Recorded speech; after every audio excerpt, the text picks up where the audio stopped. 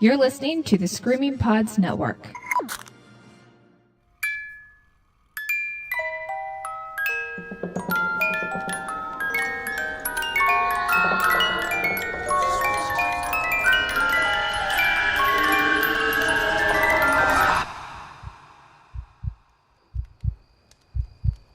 So I woke up today thinking it was Christmas Eve. You're very close. You're very close. I was very close, yeah. The eve before the eve. I was mistaken, yeah. I'll have to admit, I don't really stay up too late now that I'm an old person in my late 20s. Watch it. So I was like up past midnight last night, and I remember like looking at, the date and time on my computer and thinking, oh, it's the 23rd, it's Christmas Eve tomorrow. But no, it was like surprise, 1 in the morning. you have one more day of shopping. yeah. So I'm still learning how to tell time. For those of you joining us for the first time, my name is Jill. And my name is Ben. And you're at the fire. Yes, thank you for joining us this episode. We wanted to, I guess, seize one of these episodes to celebrate the pending holidays, or, of certain faiths, the current holidays. Right, so we have a couple of Christmas stories for you today. You'll recognize our first storyteller, Whitney. Whitney joined us a few episodes ago to tell us about her experience with the Mothman. So, of course, she would have some type of creepy Christmas story to share. One Christmas Eve, when she was very young, Whitney had a visit from something other than Santa Claus. But we'll let Whitney tell you about that. This was Christmas Eve in 1991. I was about 6 years old. And this is when I had probably one of my earliest encounters with what I like to call the strange and unusual. I was really excited that night, as most 6-year-olds are, for Christmas to come the next morning. And I had gone to bed probably around like 8 or 9 o'clock that night, which was our usual bedtime. And I was lying in bed, and my bed faced a window, and I was just looking out the window, kind of imagining what Christmas was going to be in the morning. And I was really hoping that I would catch Santa Claus, because this is back when I still believed in Santa Claus.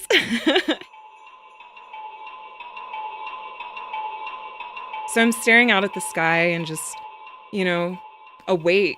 And all of a sudden, like out of the corner of my windowsill, this little figure pops up, like a silhouette pops up.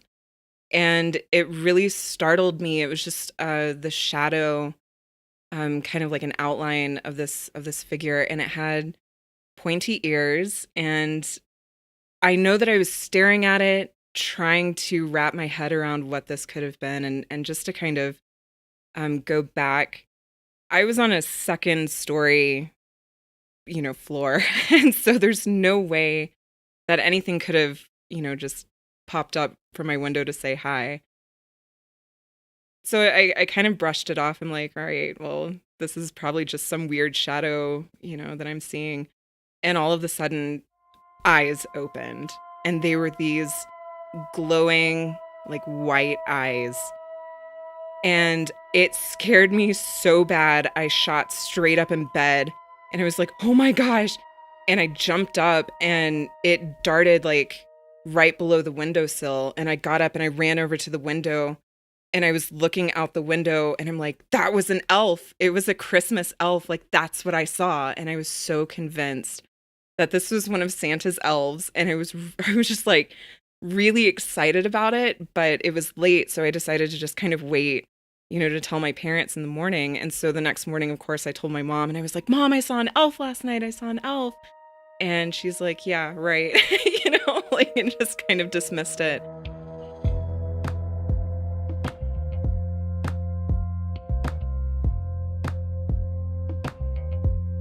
And I never forgot about this. Like, every Christmas, I kind of thought, like, I wonder what that was. Like, are elves real? Was that really what I saw?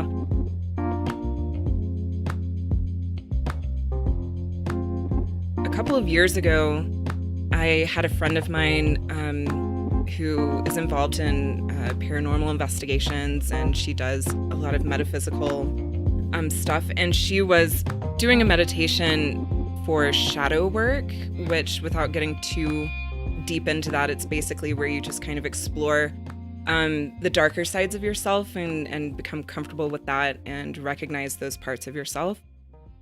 And after her meditation, she had uploaded a drawing to Facebook, and I just happened to be scrolling through my feed, and I saw this drawing that she had done, and it was the same shadow figure that I saw from when I was 6 years old.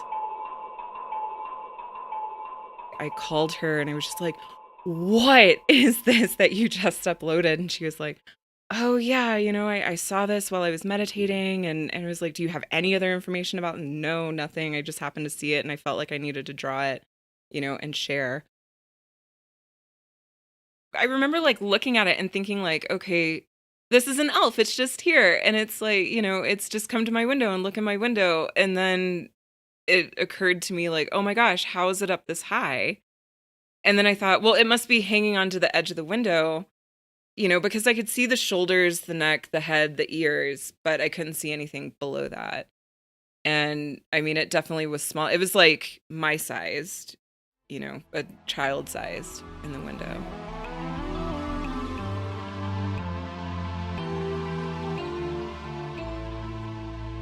And I know that I thought like maybe he's making sure that I'm not doing, and it definitely had a he like feeling. So I keep addressing it as he, but like to see if I was like doing something like I should be sleeping. I'm not doing anything naughty, making sure that I'm in bed like I'm supposed to be, and that's the feeling that I got. And so I don't know what it is, and I don't know if it's something that maybe we just see, it's a figure with large ears and white eyes, but to me it's still an elf, so you know.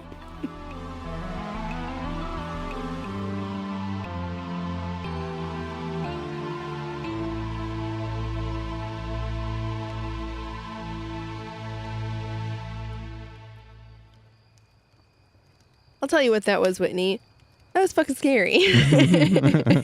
Yeah, and maybe it was a person. Like, I don't know the exterior of her house, but like you can get to a second floor from the outside of some homes. Oh yeah. But like to see white piercing eyes in the dark, that makes me think, something maybe it was a cat. Not human. Oh. Well, yeah, exactly. I mean, something not human. Yeah, cat's eyes reflect, in the dark, sort of odd. I've seen some little glowing eyes in the woods or trees when I'm walking around at night. I've seen it, but just the fact that her friend drew the same figure that she saw, I mean, even if it's just pure coincidence, it's still kind of crazy that happened to her as a child, and then on Christmas Eve, and then all of a sudden, however many years later, it's brought back to the surface. That thing shows up again. Right. Exactly. Well, it must be watching Whitney. Yeah, I mean, something is aligning or realigning, or, history repeats itself, sometimes in a literal fashion, sometimes in a physical fashion. Our next storyteller is Nicole, and Nicole showed up to work one time around Christmas. She worked at a coffee shop. She found there was some strange yet familiar activity happening inside the coffee shop. Yeah, this takes place in downtown San Diego in one of the historic districts. This could be paranormal. This could be a glitch in the Matrix. You decide. Here's Nicole. I was living in California, and I had moved out there with my two best friends after college, and we were just out there living and having fun. And I had found that job at the coffee house, and it was just perfect because we were living downtown and the coffee shop was downtown. So it was just about 5 blocks away from my apartment. The coffee house was located in an old building. It was from the 1800s, and it used to be a hotel. And they had converted it into lofts and apartments. And then on the main floor was for a business, and that's where the coffee house was on the main floor of that old hotel. And it was just beautiful inside. It had 2 floors, and it had a big brick patio and huge glass windows. Basically, the whole storefront was just glass. It was so beautiful. I loved working there. Me and my manager always did the opening shift because I was so close to the coffee house, and I was an early bird anyway. I always took the 4 a.m. shift. That morning was like all the other mornings. I usually got to work about 10 or 15 minutes early, and I would always be there before my manager because I lived so close and it was just so easy to walk there. I love downtown during Christmas time anywhere. It's always such I don't know, it just has such a warm feeling, and everyone's in good spirits. And I was in good spirits, and I was walking to work that morning. It was quiet like it normally is. But on that particular morning, when I reached the block where our coffee shop was located, I noticed that all the lights were already turned on, which meant my manager was inside already. I was, again, like I normally was, about 10 or 15 minutes early, so my manager had got there way before me. And I was just kind of surprised by that because I normally just waited for him for a little bit while he was driving to work to come and let us in. So I went to the employee entrance door and pulled on the handle to let myself in. And that's when I found that the door was locked. And that really wasn't unusual because we opened the store for 45 minutes to an hour before we had customers come in at 5. So it wasn't that unusual that the door was locked, but it was unusual that I could hear music playing inside the store. And again, this was around Christmas time. And so we were playing Christmas music. And we had a CD, and it played its usual loop all through the day, which I loved because I love Christmas music. We would turn it on every morning starting at around 9. And the reason we did that was because of all the apartments above us and all the lots above us. There were a lot of people in that building. So we didn't want to turn the music on too early and wake everybody up. But this morning when I got to work, the music was already playing, and it was playing at a pretty high volume. So I was surprised to hear that my manager had already turned it on. But it was around Christmas time, so I thought, well, he's just probably feeling extra festive today. So I knocked on the door and waited for him to come let me in, but he didn't come. So I thought he probably just couldn't hear the door. So I knocked again and a little bit louder, and he still didn't appear. So I thought, well, maybe he'll hear me if I go to the main entrance doors and knock on those. So I went around and knocked on the main entrance doors, and I looked inside, and still I could see no sign of him. So I checked my watch, and I saw that I had about 5 minutes left before I needed to punch in. So I tried to knock again, and I looked inside, looking for a sign of him, and I still didn't see anything. But it was at that point that I started to hear voices coming from inside the shop. And whenever I tell this story, I always like to explain that this is 4 a.m, and it's really, really quiet outside. And so when you hear any sound, it sounds amplified. So I could clearly hear two voices coming from inside the shop. Sounded like they were back in the kitchen in the office area. And it sounded like two men talking to each other. And they were talking and laughing. And I thought, well, how strange. I wonder who is working this morning with us, because like I said before, it was normally just me and my manager at that early shift. But I figured, well, someone must have needed some more hours or something like that. So I knocked on the door again, and still they couldn't hear me.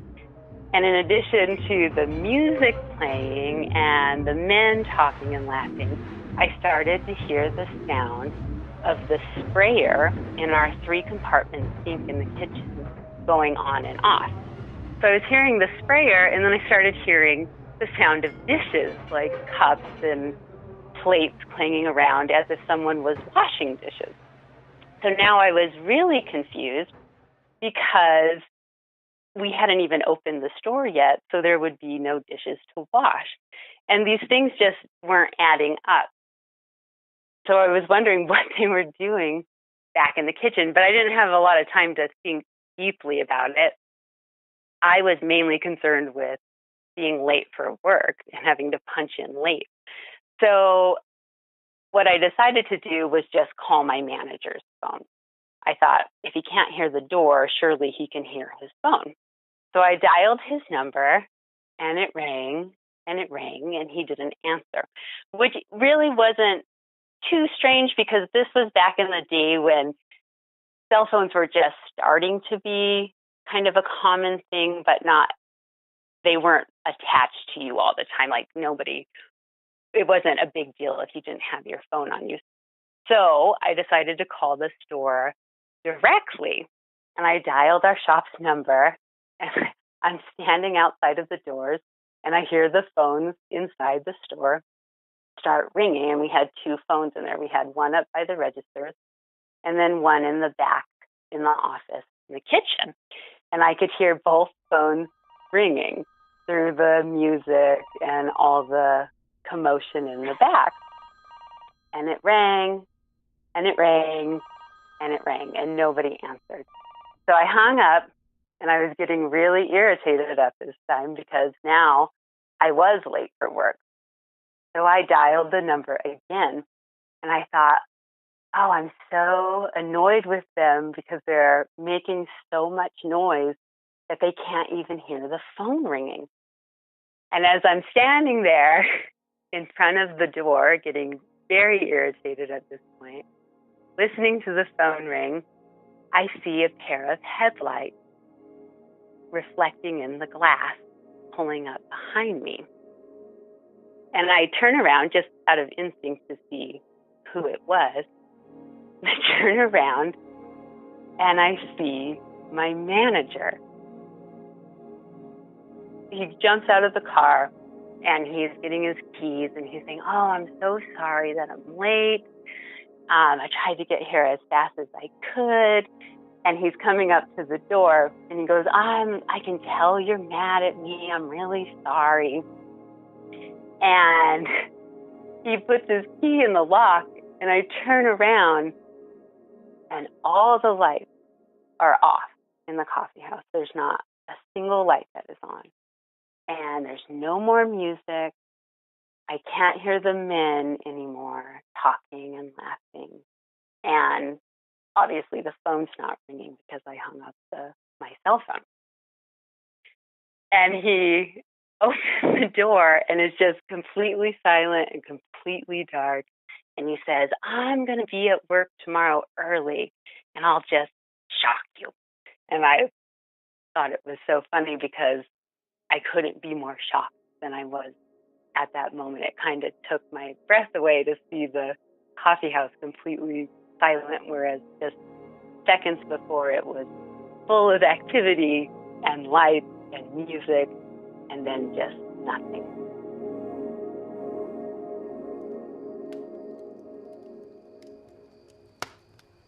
Thank you, Nicole, for sharing your story. I'm betting you did experience some sort of time flip. Yeah, kudos to her for not just pounding on the door. I would have woken every tenant up in that building trying to get in and clock in on time. Man, I don't know. From the sounds of it, she may have been pounding on the door, but that music was blaring. I know. Those tenants were probably not pleased.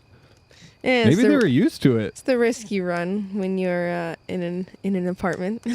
Yeah, man. I don't know. At the same time, I want an experience like that, and I don't, you know? Right. Glitch in the Matrix experiences that's personally what I think happened. On the topic of the holidays, it sort of like brings back the magic or the possibility of magic. Mm-hmm. I'll say magic loosely, quote unquote. Yeah, we're not talking about conjuring up any spirits or anything. We're talking about Santa and Rudolph. Well, yeah, the supernatural, right? To have evidence of it before your eyes. It's pretty amazing. Right, and if you have any of your own stories like Nicole's or like Whitney's, drop us a line. Hit us up, admin@thefire.com, or you can submit your stories on our website, atthefire.com. Yeah, you can follow us on all the social medias. Yeah. You can get a hold of us there and submit your story that way. Twitter, @_the_fire. It's a mouthful. All the underscores. Yeah, we have them all. Thank you again so much to Nicole and Whitney for sharing your stories with us. It put me in the perfect Christmas mood. I'm going to go drink some mulled cider and sit by the fire. I'm going to take some more Pepto because I've eaten too much already. How in the world is this holiday the only one that's acceptable to put cream cheese in every single dish that's served? Yeah, there were 3 cheese platters with different cheese dips where I was last night. Everybody likes the cheese. Everybody loves it. What do vegans do? What do you guys eat? They eat fake cheese. That's how good cheese is. You will throw your morals aside and be like, God damn it, I won't eat cheese, but I'll eat something that's meant to be just like it. I miss you, cheese. Tastes I like miss clay. you, cheese. All right, that's enough. Happy holidays, everyone. As always, my name is Jill. And my name is Ben. And we hope you have a very scary Christmas. See you next time. At the fire.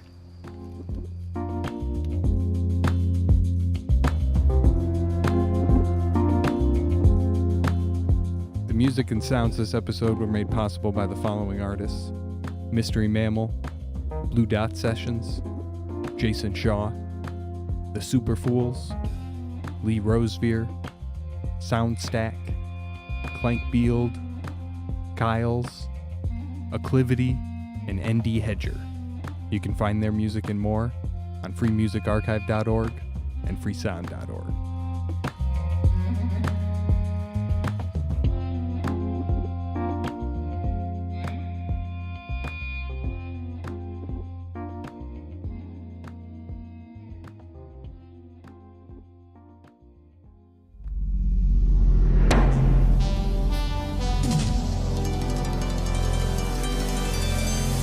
You're listening to the Screaming Pods Network.